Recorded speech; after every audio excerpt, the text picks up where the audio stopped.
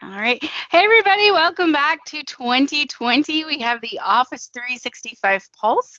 This is our first week of updates. And so we're excited to be back with everybody. We hope you had a great holiday season. All was quiet on the update fronts. We were looking at the roadmaps, but I'm very happy we canceled the show. Otherwise, we would have been sitting here just looking at each other and talking about how nothing was going on. So Microsoft definitely took a break over the holidays, probably enjoyed some time with their families.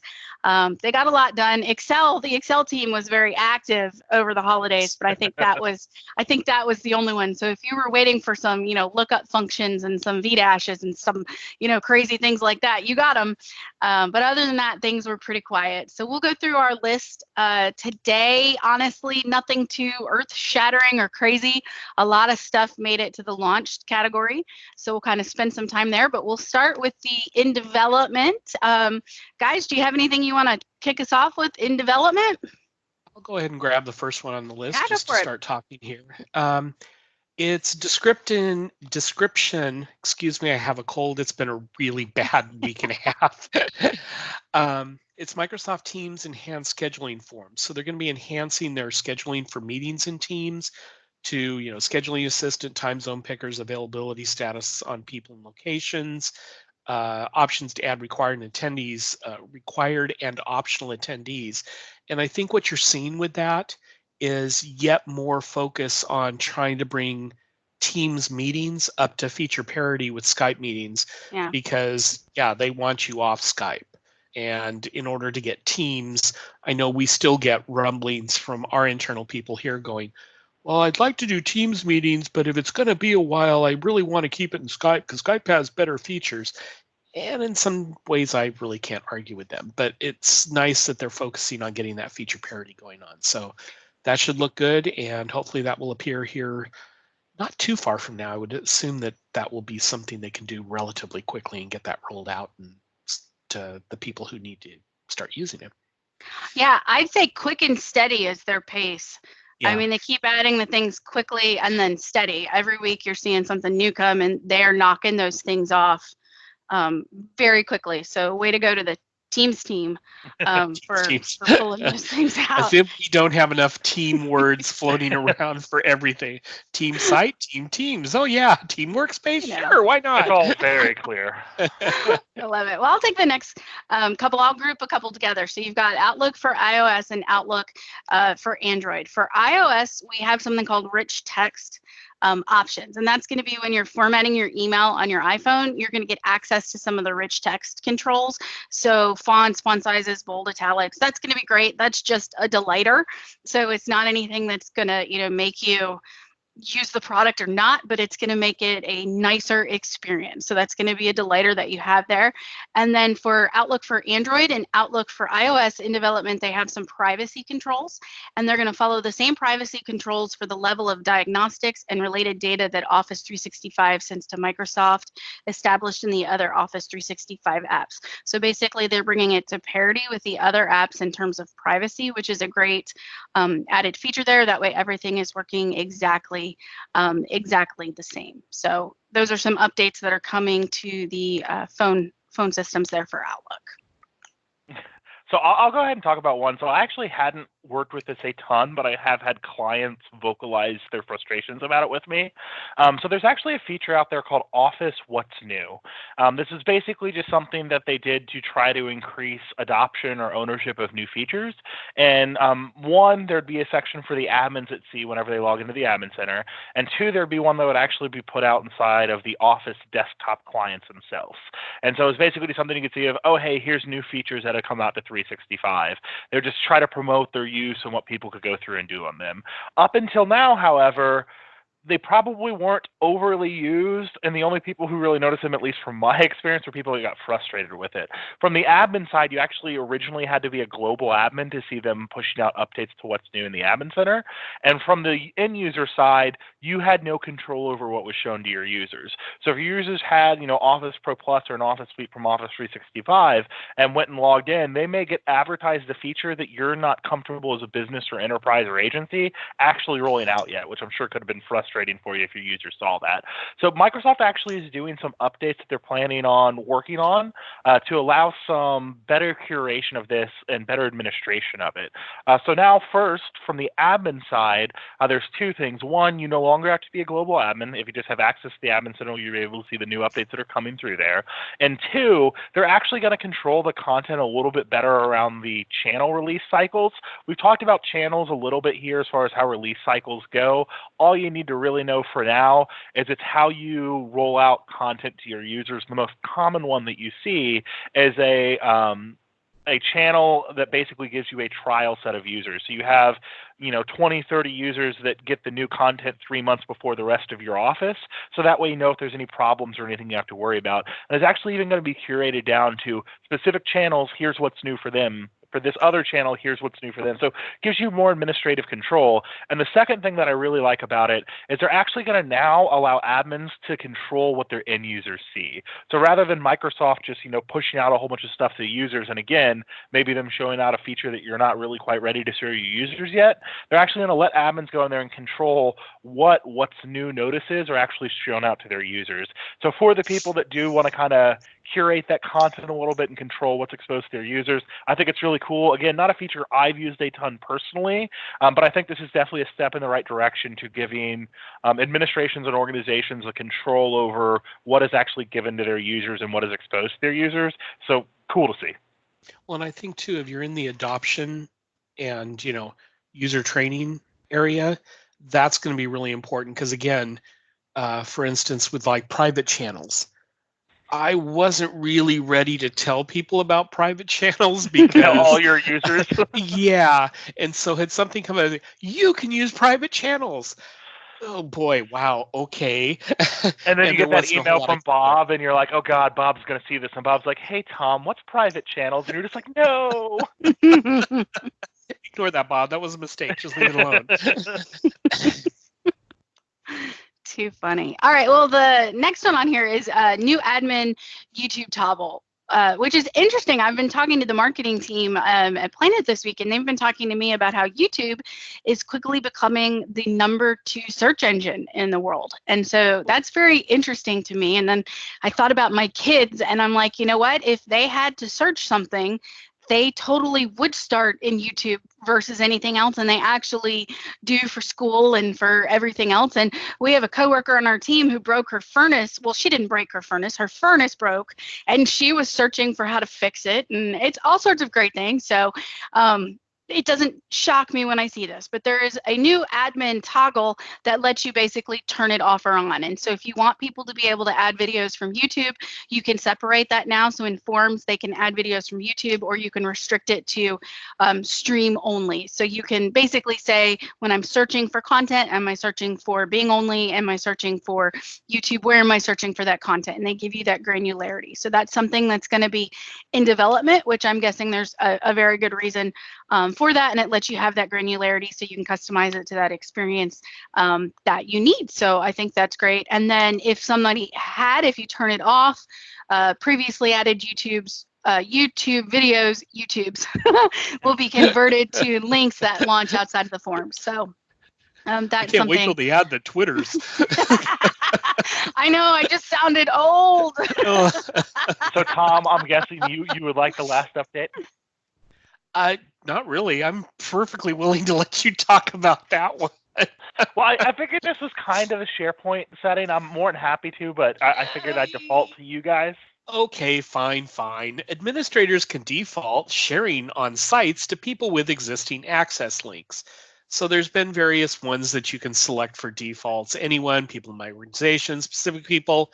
There's now one additional one that says restrict sharing to people who already have access. So that's a good thing in the fact that, you can sit there and say, hey, I'm going to share this out to people, but you're not necessarily giving people access to that particular document who already wouldn't have access to it. It's kind of like a way to say, hey, I want to bring this to your attention and I want to share it with you. You already have access, you didn't know about it, but here it is. Well, so it also prevents someone from sharing without your permission as well, which I think is cool. So I go and share something with Jen, and Jen's like, cool, I'm going to share all of Adam's secrets, and she shares it out with everyone else. This feature would prevent that for me. Yes, so that's a good one too. There, are you happy Awesome. now? All right, well, that is what is in development. That is the sausage that Microsoft is making back in the castle of Redmond. Now we can move on to the launched category, and this is what has actually launched out in the environment. And so here we have what is fully deployed and going. So here we have this week dynamic arrays that can be used for multiple values. We have 6 powerful new features or functions, and we have that twice. So basically Excel has launched a bunch of stuff. So filter, sort by unique sequence and random array. You've got dynamic arrays to supercharge your spreadsheets. So there you go. Accounting will be happy. They can supercharge their spreadsheets. So you have about 4 or 5 items around Excel. So like I said, we pick on the Excel people a lot, but they really do. They win, I think, for the number of things that you add to this roadmap. After we started watching it line item by line item for the year, Excel far surpasses every other team for launching stuff. I don't know what half of it is, and I'm not sure that I could use it, but they launched the most. Yeah, I saw random array. I was like, does that randomize the array itself? Or does that give you a random array? Because, like, I don't do anything with Excel, so it's just like, well, okay. But anyway. Some actuary somewhere is probably using that, and waiting for the feature. Go ahead. Well, I was just going to say, a lot of the updates that are in launch are stuff we've talked about before, but stuff that, maybe we've talked about in development that's just finally making it through. I'll give a quick shout out to a couple updates that I thought were definitely good. So we've talked a decent amount about it, and I'm not going to spend too much time getting nerdy on everybody. But Microsoft did a big push last year to move towards a unified labeling experience. Basically, for the last several years, there's been, okay, well, we're going to do this labeling with Azure Information Protection, but then there's a different side that you're going to. If you used to have E5 licenses, there was special labeling that you could do around retention, and there's a whole bunch of extra stuff like that. Well, they merged those two visions of labeling and compliance type stuff into one experience. But the old client they had made for what was IRM back in the day didn't work with the AIP-based system, and it was just kind of convoluted. But so they made a pretty big effort last year to kind of move forward with a unified experience where labels and Office 365 and Azure were just the same thing, and how you handled it was the same thing. They even developed a new client, like a 2.0 version of what used to be their IRM client, so that way everything could all work together. And so most of that work seems to have been done now and seems to have been launched. So if labeling is something you like doing, whether it's for compliance purposes or sensitive information type, or even you wanted to make a label like, this is Adam's cool personal stuff, so I don't want it leaving my organization, all of that type of stuff should mostly be complete at this point. So if that's something that's important to you, the unified labeling client should be out in public access now. It shouldn't be in preview anymore, and something you should be able to download and your users can use, and it should work as expected with all the various labeling types that exist throughout Azure and Office 365. So that covers like 4 of the updates in the launch section, but cool to see that hopefully coming to fruition fully now that we're moving into the new year. Cool. One additional one that we see here on the first grouping is the Microsoft Productivity Score. And That's I know exciting. They've been things have been scoring, propping up all over the place, so we've got like 15 million scores now we can follow. But this is nice in the fact, and I don't know a lot about this. This is kind of like the first time going, did I just miss that? But it's an analytics service. Jim. Oh, Jim, are you like? No, go for it. Go for it. Okay. So it's an analytics service that goes through, and as they say, it gives you insights on transforming how work gets done. So this is nice in the fact it's going to be able to say, hey, I'm assuming, I want to see who's using what and how people are using stuff. And are there certain actions that can be taken to help people upgrade their skills in that area? And that's a really powerful thing for people who are trying to do analytics to figure out adoption, to say, well, yeah, we see that, half of our population uses this. What do they do with it? They use it. If it's going in there and saying this is how they're using it, here's a score that you can measure. If you do some training, now you can go back and look at the score again and see, did you improve? This is the kind of stuff you really need to be able to do to improve your adoption rates and to improve how well people are actually using the features and using the software that's being sent to you. So I think that's going to be a really exciting thing, and I'm looking forward to digging into that one. Yeah, this is great. This is putting intelligence behind usage reports to find out how are people actually using it. So I'm very, very excited to get in this. In fact, in just a week or so, we're going to launch a campaign where we go out and I'm going to do a 2-part series where we look at people's learning posture for 2020. And I'm going to work with them and say, what are you guys doing for learning in 2020? And part of that is going to be going in and looking at their productivity score and saying, where are you guys at? What can we do about it? So I'm super excited to see this. So all exciting stuff. A couple other things. My Analytics is launching to all the environments that we wanted it in when we saw it in enterprise but didn't have it. So EDU and government should have it now. So super, super excited about that. Adam, why don't you talk about the supervision policy for the compliance center? That sounds like something right up your alley. So I was actually looking at another one that I was going to do. Oh, but, go for it. Well, so the first thing I'll talk about, we'll link back to the supervision policy. Going back to like my original roots, they launched the 0-hour auto purge for quarantine. I know this was something I talked about briefly whenever we were going through and talking about when it was in production. But bottom line is, awesome as the tools are for Microsoft that curates and manages your mail system, sometimes stuff still gets through, right? So how it used to be, if say a phishing email got through Tom, and Tom was one of my users, and I wanted to go and remove that phishing email, I had to go and create an e-content search and search for that phishing email. Then I had to let it crawl through all of my users' mailboxes.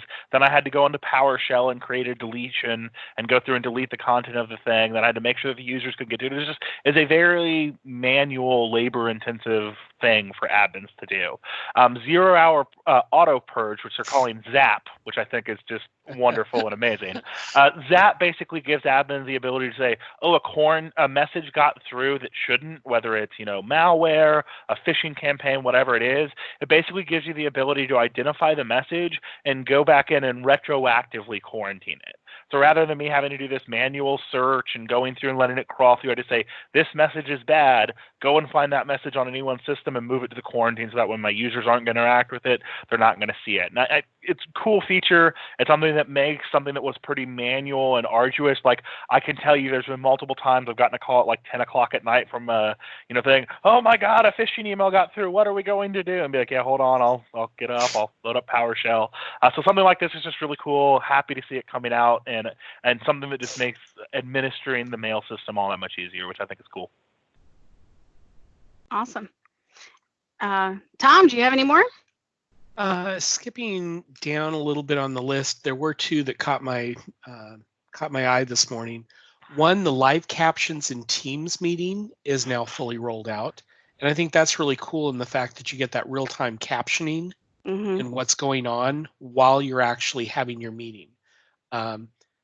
I've seen that in effect as like, this is really cool.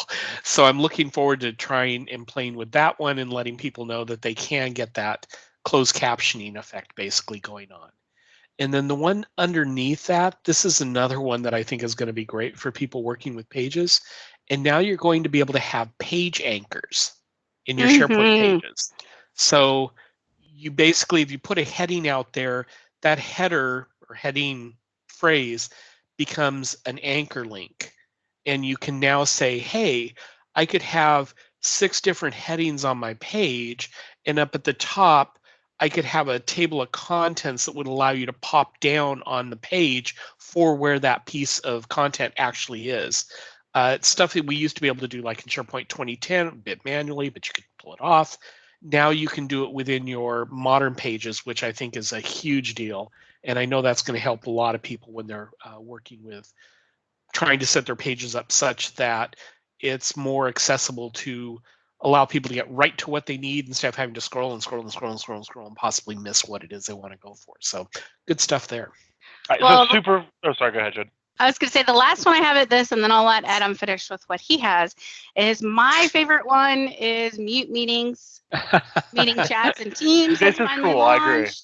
I'm a member of a couple of meetings that have 100 or 200 people in there, and then you always know when you're late to the meeting, because it used to be everyone would come into the meeting and say hi or good evening or welcome to the meeting, and so your phone would go bonkers because you're getting a million chat notifications, and it's like, I can't come to this meeting, shut up, and until you could get in there and mute it. So now it's going to by default mute until you either send a message in the chat or you join the meeting, which is fantastic, because then I can go back and read it later if I want to. So that is fantastic. That has launched. That makes Jennifer happy. So Adam, what else do you have in the launch category? Yeah, so I was going to talk about supervision policies. I definitely do think they're cool. So this is a little bit Big Brother-ish, so I'm sorry, I'm that guy in some organizations. So supervision policies are basically tools that Microsoft has created to allow you to better have an understanding of what's going on inside of your system with your users and with your employees. So let's look at this from a compliance standpoint. If I have a duty to make sure that I'm not transmitting stuff that shouldn't go out, so say I need to be HIPAA compliant, or I need to be FINRA compliant because I'm dealing in the financial industry. So I can go in and I can create sensitive information types that look for that type of content, but that's not the only way that you can have a HIPAA or a FINRA violation. So HIPAA is probably the easier one to realize. Say I'm a doctor's office, it's a HIPAA violation if one of my employees is sending an email to a friend about, oh my God, you can't believe this woman that just came in. Even if she's not disclosing that woman's name, by talking about her experience in something that was private in that medical examination, that's a HIPAA violation. And going through and creating a sensitive information type that looks for healthcare numbers and stuff isn't going to catch that. So what supervision policies are designed to do is basically give you an overview and a sampling of what's going on in your users' communications, primarily normally through channels like email and chat and information like that, ways that normally would be a very manual process for you to go through and do. Well, so they're doing a couple things with supervision policies. First, they're actually going to give organizations basically a templated get started thing that you can go through and do. I see this as great. A lot of the customers that I work with that have compliance and regulatory concerns are like 70-seat customers where they don't have a full-fledged legal and IT staff that can go in and put hours and hours and hours into stuff. So giving these out-of-the-box canned policies you can go through and create that are best practices and kind of give you an overview, I think is great. The other thing they're going to do is they're going to basically give you an improved review experience inside this policy. So you go through and you create this templated thing that's is going to give you a wizard to check what you want to do. They're then going to give you an enhancer and easier review process too. Again, this is a little Big Brother-ish. I know some people are like, oh, I don't really like that my organization is going through and reading my message and stuff. But just understand, if you're at work, you should be working. Like, that's all fair game. You're on work machines, you're on work resources. And this is 100% something that's going to, I see specifically, help out those small organizations that need to make sure they're being in compliant. Just being able to say, hey, I need to be HIPAA compliant. I have both these sensitive information types that are looking for healthcare records, but I also have these policies created to make sure that the behavior and the attitudes and the approach of my employees is right. That's going to pass an audit for you right there. So cool that they're making these tools more readily available. This is something that 2 years ago, you only saw organizations that were, thousands and thousands of people that had, a team that did compliance work for them going through and being able to achieve. This is Microsoft taking the burden of automation and control away from the small organizations that just don't have the bandwidth to do it, and give them tools to make them more readily available to compete and to be compliant in ways that they need. And I'm always going to be a fan of that. Anything that Microsoft is doing to make it easier for companies to protect themselves and do what they need to in the cloud, this now makes it so in a way that you probably can't do this on-prem. This instantly makes cloud offerings more attractive and more viable for the small organizations that have those compliance and regulatory concerns. So this is something that hits true and something I'm sure I will work with my customers on. Some of the stuff I literally do day in and day out with our clients. So cool to see it coming through. Awesome. Well, guys, I'm sorry. When I sent you guys the list, I forgot to add the rolling out category. So it's not that nothing is rolling out, it's that I didn't put them in there.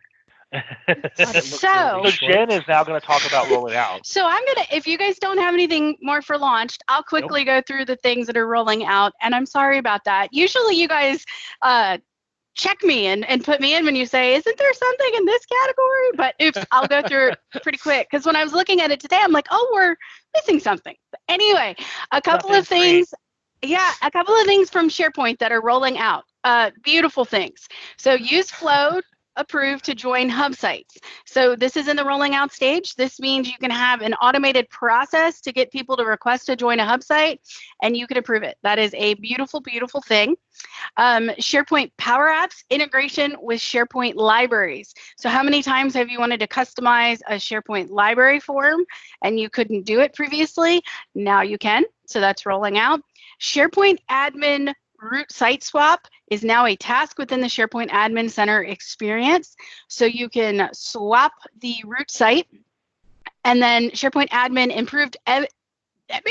improved edit panel to manage your site settings. So they're just continuing to improve the site admin experience. So that's everything that's rolling out in the SharePoint space. In the team space, this one, Microsoft Team read receipts in private chats. So if you're sending a private chat, you'll know when people read it. I know people get a little worked up with this, but to be quite honest, if you have an iPhone and I'm sending you a text message, I know when you read it as well. So not really the end of the world, but that's what's coming. And again, if it's work related, you're kind of working, so people need to know that. So that's coming. I'm sure there'll be a lot of conversations you have to ask and answer about that. So that's coming. And then for Outlook iOS, keep notifications confidential. So they're going to support being able to hide the notification so it won't come up on your phone if it's locked. And then the last one is intelligent classifications for information governance. And so we can out of the box machine learn classifiers to train their own custom machine learn models to classify, protect, and govern sensitive or business relevant content across relevant compliance solutions such as government, records management, supervision, and advanced e-discovery. That's a mouthful. And they're going to stick them in golden folders, right? Oh, golden folders. But those are the things that are rolling out. The intelligent classification, you'd have to be hiding under a rock if you didn't know all that stuff is coming. It's great. It's fantastic. I'm super excited about all of that. So that is what is rolling out. All super great stuff, guys. I'm sorry I forgot to put that on the list. It was a little crazy last night when I got it for you guys, but you know, I just wanted to save and do all those updates for myself. But I'll let you two talk about the canceled. Okay, canceled. So there was an item where in Android you were going to get time to leave notifications. So if you had a meeting coming up and it was on your Android calendar in Outlook, it would say, hey, you know, it's going to take you 30 minutes based on traffic, based on whether you're taking public transportation, whatever. That's been pulled. So that's no longer in the mix. And in Microsoft To Do push notifications for shared lists. This is just a duplicate. So the feature's still there. Oh, okay. Oh, that's right. This being, okay, duplicate. Yeah, so it's it still even there, matter just what not that under is. that It's number. still there. Never mind. So yeah. I was sad for a second when I read that one. And then it's like, why don't they put the first sentence pulled for being a duplicate, so I don't have to read. You get all more and the more way worried through. as you read And through. I'm like, but I like that feature. And then I'm like, oh, like you just wasted 3 seconds of my life. That I will never get back. That's okay. That's okay. All right. Well, that is the list of updates for today. I think it's good stuff. It's a good start for 2020. We will be back next week. Actually, next week it is just going to be Tom and Adam because I am going to be cruising from the high seas. So when you guys are meeting next week, I will be sitting on a cruise ship with my feet up and watching the waves go by. The testosterone version prepare of for the rampant Sparkle. testosterone. Yep. But that's okay because the weeks after that, Tom will be on a cruise ship. So you know, it is what it is. My turn for a cruise. Is this like the thing? Did whenever you guys get you cruise book one, vouchers Adam. I didn't know about? No, but you can book one whenever you want. Actually, you'll get me for the next two. You'll get me for next week and get me for the week after that. Then you're going to lose me for like 2 weeks or 3 weeks, I think. But yeah, and I'm sad and not nearly as exciting of them, so you're stuck with me for a bit. Oh, I love it. All right, guys. Well, it was fun doing the show with you, and we'll see you next week. Thanks, everybody. Bye, guys. Bye.